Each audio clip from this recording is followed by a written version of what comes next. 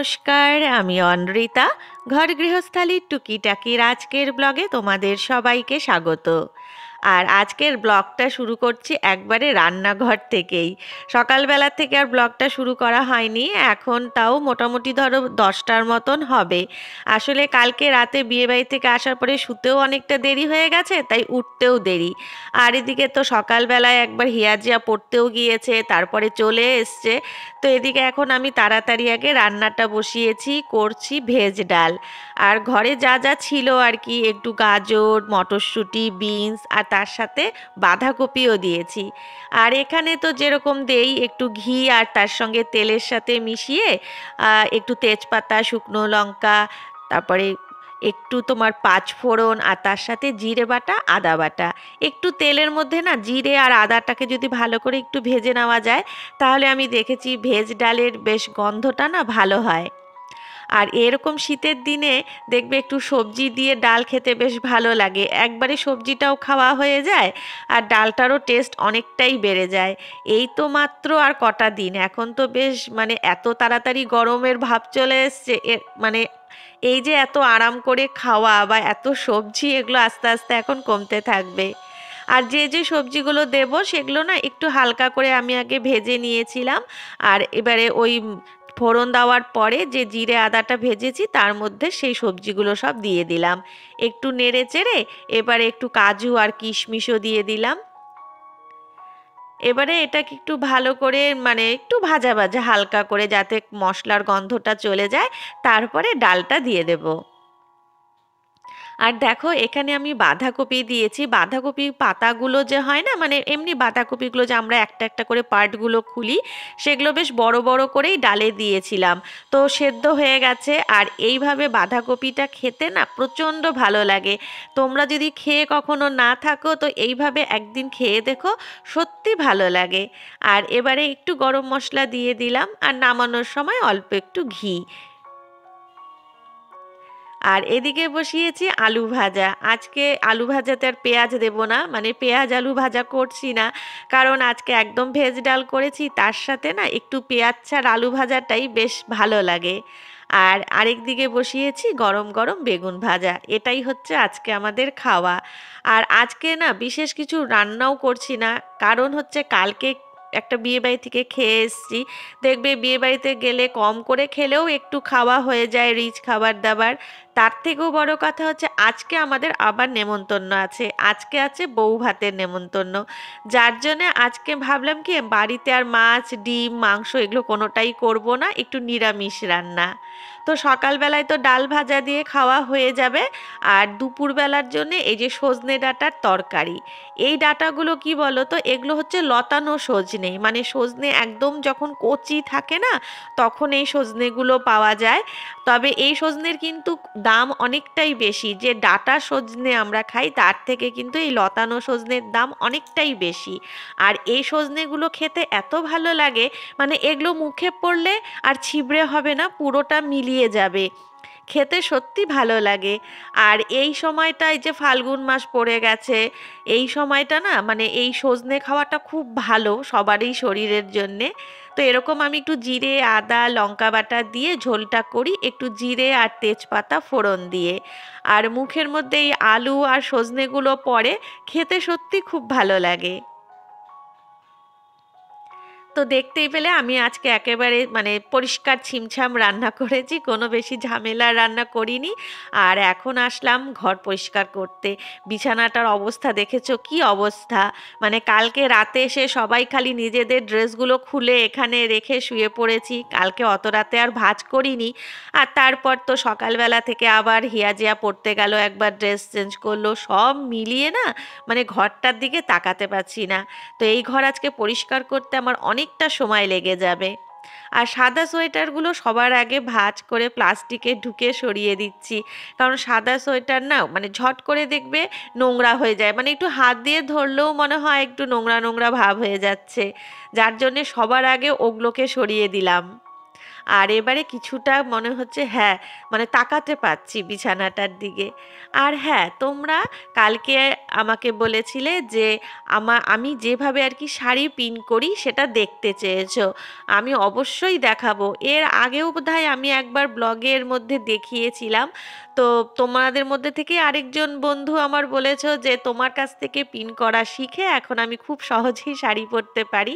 এটা জেনে খুব ভালো লাগলো। সত্যি বলতে আমিও শাড়ি পরতে পারতাম না গো, বিয়ের পরে আমাকে শাশুড়ি মাই শাড়ি পরিয়ে দিত। আর শাড়ি পরানোর জন্যে মানে আমি হাতে অনেকটা সময় রাখতাম, কারণ ওটা নিয়ে না একটা যুদ্ধ করতে হতো আমাকে। তারপরে না আমি এইভাবে শাড়ি পিন করে নিতাম আগে, মানে এটা শিখেছি আমাদের বাড়িতে একটা দিদি কাজ করতো, ওই দিদির কাছ থেকেই শিখেছি। তারপর থেকে এইভাবেই পরি, এখন আর অসুবিধে হয় না। আর এই যে আমার শাড়িটা ঢুকিয়ে রাখবো, আর দেখতেই পাচ্ছ একটা কাপড়ে মোড়া শাড়িগুলো।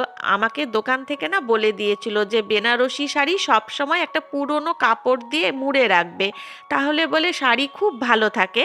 তো ওই জন্যই আমি এইভাবেই শাড়িগুলো মানে বেনারসি শাড়িগুলো রেখে দেই একটা কাপড় দিয়ে ঢেকে।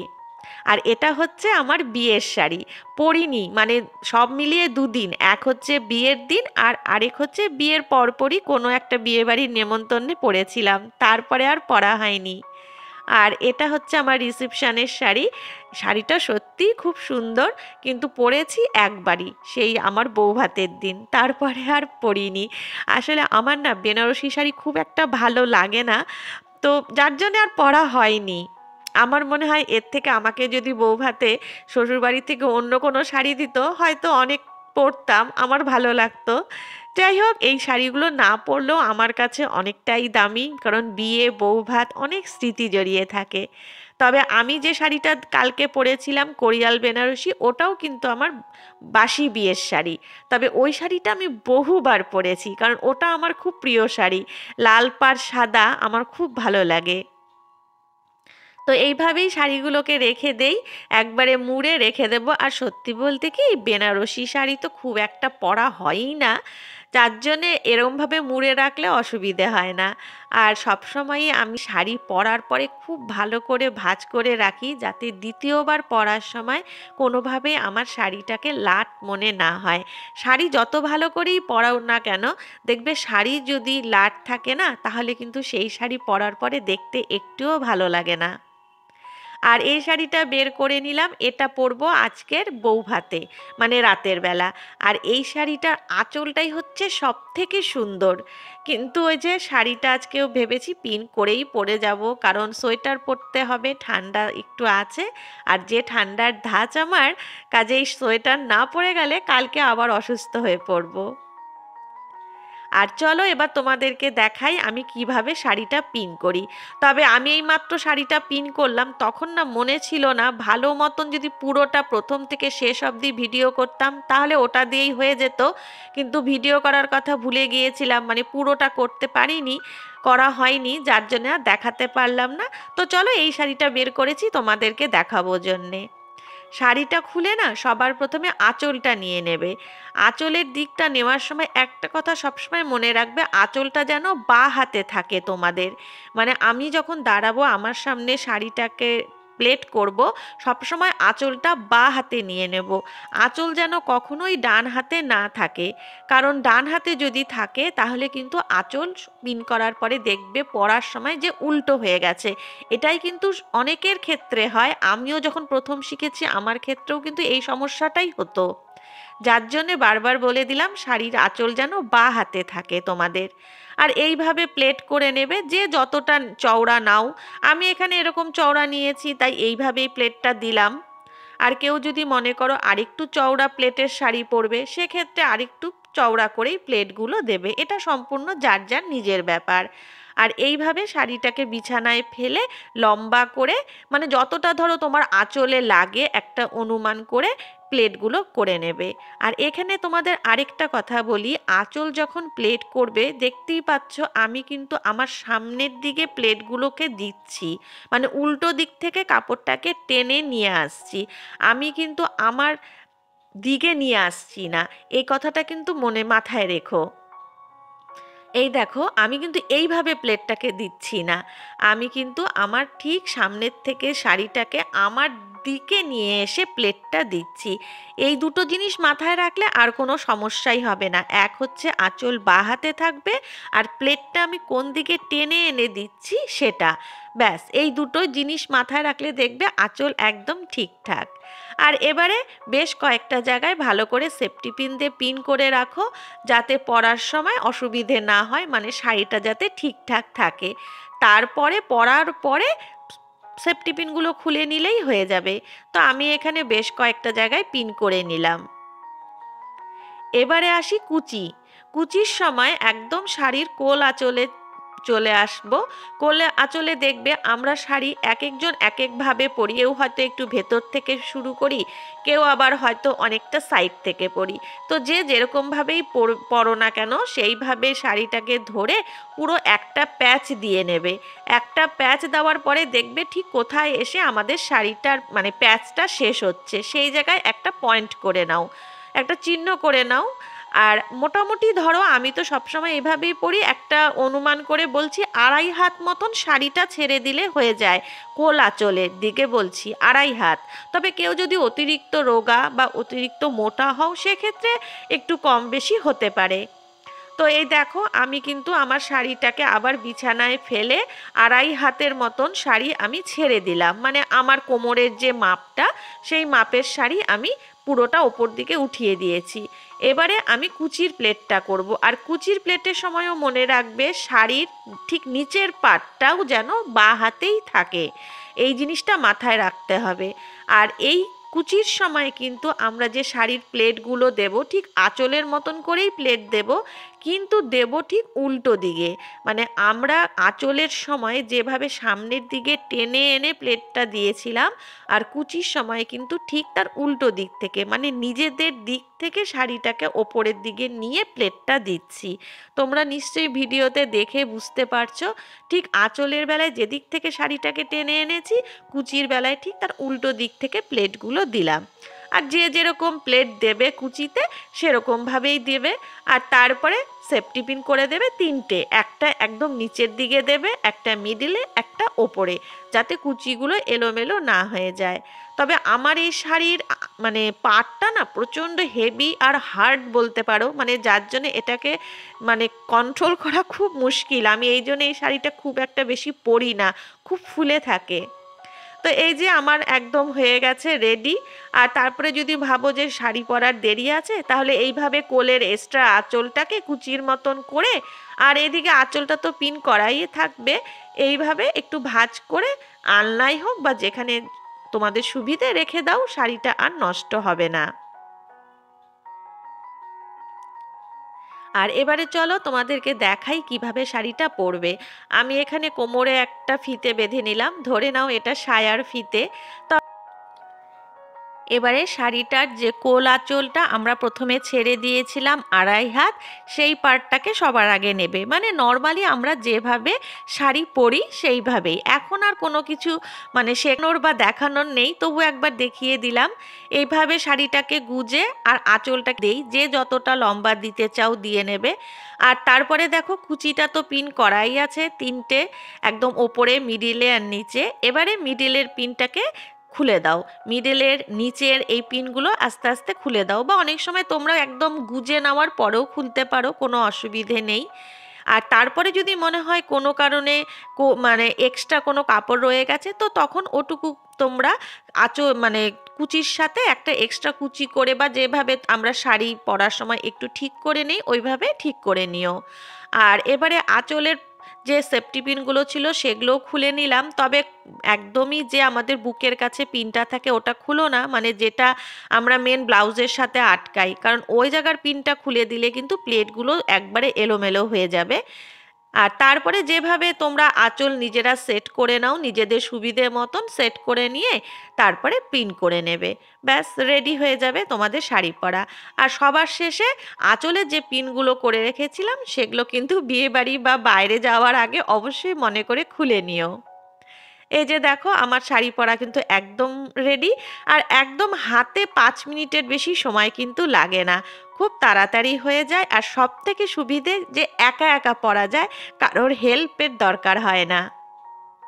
তো ওদিকে তোমাদেরকে সব দেখানোর পরে এখন প্রায় মানে সন্ধে হয়ে গিয়েছে, আমি মোটামুটি রেডি। আর এখন হিয়াজিয়াকে রেডি করাচ্ছি, কারণ যাব আমরা আজকে বৌভাতে, আমাদের একদমই পাশের বাড়ির। আর আজকে আমি একদম অন্যরকম সেজেছি, মানে সোনার কোনো গয়না পরিনি, সব অক্সিডাইজেরই পরেছি, কানের গলায় আর হাতেও মেটালের চুড়ি পরলাম। একটু অসুবিধে হয় যেহেতু সবসময় আমার মানে শাখা পলা বা সোনার জিনিস পরে অভ্যেস তো। তবে হ্যাঁ, শাখা পলা কিন্তু খুলিনি, সোয়েটারের ভেতরে ঢুকিয়ে দিয়েছিলাম। আর এখানে ভাবছিলাম যে গলায় আরেকটা চিকের মতন পরবো অক্সিডাইজের, কিন্তু তারপরে ভাবলাম যে বড্ড হেভি লাগছে, যার জন্যে খুলে ফেললাম। মনে হলো থাক, একটাই ঠিক আছে। আর আজকে ঠোঁটে লিপস্টিকও দিয়েছিলাম একটু অন্য শেডের, যার জন্যে নিজেই না মানে মেয়েদেরকে বলছি যে আমার যেন একটু কেমন কেমন লাগছে। রেডি হয়ে নিয়েছি, আর আজকে যাচ্ছি বৌভাত, মানে এর আগের দিন গিয়েছিলাম বিয়ে বাড়ি, আর আজকে হচ্ছে বৌভাত। তবে সেদিন যে বিয়েটাতে গিয়েছি সেখানে নয়, এটা হচ্ছে একদমই আমাদের পাড়ার মধ্যে। তো এখন বাজে প্রায় 9:45, অনেকটা রাত হয়ে গিয়েছে। তো কখন যাব কখন আসবো জানি না। তো যাই হোক, এখন তাড়াতাড়ি করে বের হই। আর এই যে আমার আজকের পুরো লুক, কেমন লাগছে দেখতে তোমরা কিন্তু অবশ্যই জানিও। তো চলো, তোমরাও আমার সাথে থাকো আর আমার ব্লগটা দেখতে থাকো। আমরা চলে এসেছি ভবনে, আর এই ভবনটা এত সুন্দর সাজিয়েছে যে কি বলবো। তবে এই ভবনে আমি আজকেই প্রথম, মানে এর আগে কখনো আমার এখানে আসা হয়নি। আর আজকের ভবনটা জুড়ে কিভাবে সাজিয়েছে দেখো, জায়গায় জায়গায় শুধু ফুলের তোড়া, মানে একদম নতুনত্ব, এত ভালো লাগছে দেখতে। চারিদিকে শুধু ফুল আর ফুল। আর এই মাঠটার মধ্যে হচ্ছে এখানে একটা দিকে বউয়ের বসার জায়গা করেছে, আর এই সাইডে করেছে বুফে সিস্টেম। আর জায়গাটা দেখেছো কতটা জুড়ে, মানে একদম ফাঁকা জায়গা, খুব ভালো লাগছে। আর ওই যে দূরে দেখতেই পাচ্ছ ওখানে বউকে বসানো হয়েছে, আর যারা নিমন্ত্রিত তারা আসছে, বউয়ের সঙ্গে পরিচয় করছে। আর এই যে ওপরে দেখছো, ওখানে হচ্ছে বসে খাওয়ার অ্যারেঞ্জমেন্ট করেছে, খুব সুন্দর। আর ভবনটার মধ্যে সব থেকে ভালো লেগেছে প্রচুর গাছ আছে, আর লাইটিং পরে এত সুন্দর লাগছে চারিদিকটা দেখতে। সবসময় সাধারণত আমরা ভবন বলতে বদ্ধ জায়গাকে বুঝে নেই, কিন্তু এই ভবনটা এত খোলামেলা যে কি বলবো। আর এখানটায় দেখো প্রচুর লোক, কারণ একদিকে বউ বসেছে আর চারপাশে সব স্টল আছে। আর এখানে দেখতেই পাচ্ছ প্রচুর চেয়ার সোফা দেওয়া হয়েছে নিমন্ত্রিতদের বসার জন্যে, যার জন্য জায়গাটা একদম পুরো ভরে গিয়েছে। আর এখন আমরাও আসলাম একটু খাওয়া দাওয়া করতে, একটু জিলেপি, তারপরে পনিরের ছিল একটা পকোড়া টাইপ, তার সঙ্গে চিকেনের বেশ কিছু আইটেম, কফি, চা, আইসক্রিম, পান, প্রচুর, মানে এত স্টল ছিল যে তোমাদেরকে বলে শেষ করতে পারবো না। আর এখন আমরা বসে গিয়েছি খেতে, আর আমার পাশে বসে আছে আমার বাবু, মানে আমার শ্বশুর মশাই আর হিয়াজিয়া। আমরা এই কজন আজকে গিয়েছিলাম খেতে। তবে আজকে তোমাদের সাথে সেরকমভাবে কোনো কিছু আর শেয়ার করতে পারলাম না, কারণ বড্ড ভিড় ছিল। এই আসলাম, এখন বাজে প্রায় 11টা, মানে আস্তে আস্তে বেশ রাত হয়ে গিয়েছে। গিয়েছি তাও কটা হবে, প্রায় 8:30। আসলে একটু যাওয়ার পরে সবার সঙ্গে একটু দেখা কথা বলা, তারপরে তো যে বিভিন্ন স্টল থাকে এখন সেই সমস্ত জায়গায় একটু স্টার্টারগুলো খাওয়া, আর তারপরে ওপরে গিয়ে তোমার ডিনার সারা। আর মানে বসবো বললেই তো বসা যায় না, কারণ একটু ব্যাচটা ফাঁকা হওয়ার ব্যাপার থাকে। যদিও বুফে ছিল, কিন্তু ওই বুফে সিস্টেমে না হাতে থালা নিয়ে খেতে খুব অসুবিধে হয়। আমারই হয়, তো হিয়াজিয়ার তো হবেই, স্বাভাবিক ব্যাপার, হাত একেবারে ধরে যায়। আর ওই চীনামাটির প্লেটগুলো এত ভারী হয়। তো ওপরেই যাই হোক বসে খেয়ে এসছি শান্তি মতন। আর আজকে তোমাদেরকে ওখানে কি দিয়ে খেলাম বা কি ওখানকার তেমন কোনো কিছুই শেয়ার করতে পারিনি। আসলে বিশেষ একটা সময়ও পাইনি, যাওয়ার পরে একটু সবার সঙ্গে দেখা করে কথা বললাম, তারপরে খাওয়া দাওয়া আর করে উঠতে পারিনি। তো এখন আস্তে ধীরে ড্রেস চেঞ্জ করব, আর তারপরে তো বিছানা করা, শোয়া, কালকে সকালবেলা থেকে আবার হিয়াজিয়ার পড়া আছে, আর আমাদের তো রোজকার যে কাজগুলো থাকে সেগুলো। তো চলো, আজকের মতন ব্লগটা এখানেই শেষ করছি। যদি তোমাদের ভালো লেগে থাকে প্লিজ একটা লাইক আর কমেন্ট করে দিও। আর আমার চ্যানেলটাকে সাবস্ক্রাইব করে দিও।